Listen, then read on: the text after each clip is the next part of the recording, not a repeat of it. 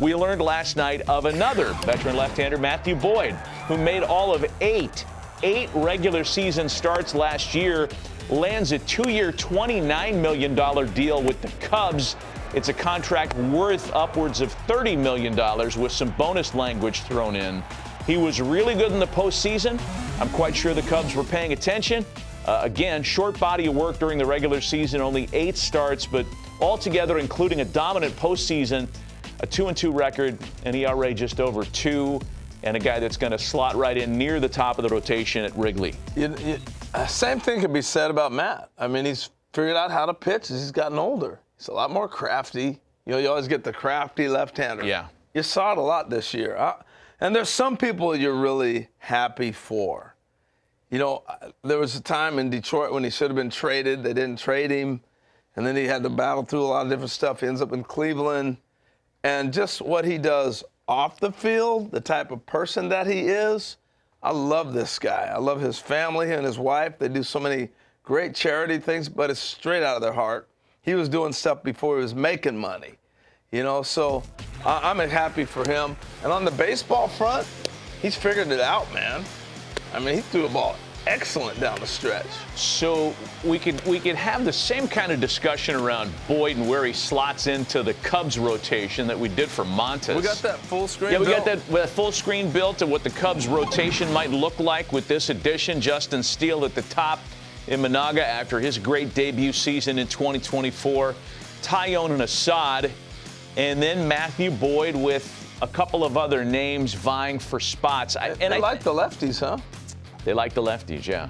Here's my takeaway from both of these two signings. And when we talk about how the Mets struck gold with the 3 guys that they signed to short deals last year, right. There is a path to be good with a bunch of these. Go out and identify guys in the middle of their careers, sign them on short, low-risk deals. Maybe the AAV is a little bit higher, but you're not paying a guy for 4 or 5 years who's in his late 20s, early 30s. And you could strike gold. And Max came up with a great board, a great find of a staff that was built almost exclusively of this kind of deal. Remember the 2021 Giants? They won the NL West. They won 107 games that year.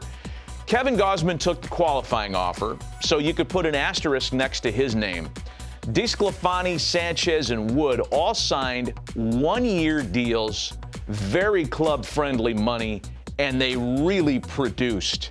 Now, again, filling out a whole staff of these guys is hard to do, and this is an outlier of a season, but the Giants struck gold in 2021, and I think there's a cautionary tale there. There's a lesson for teams, and I know they're aware of it.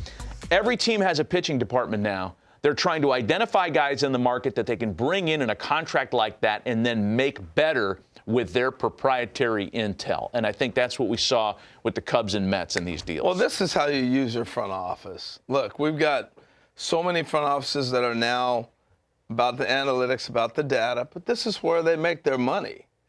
Go out and be able to make a deal with a guy that makes sense. Don't tell me during the season his swing rate is bad. Duh.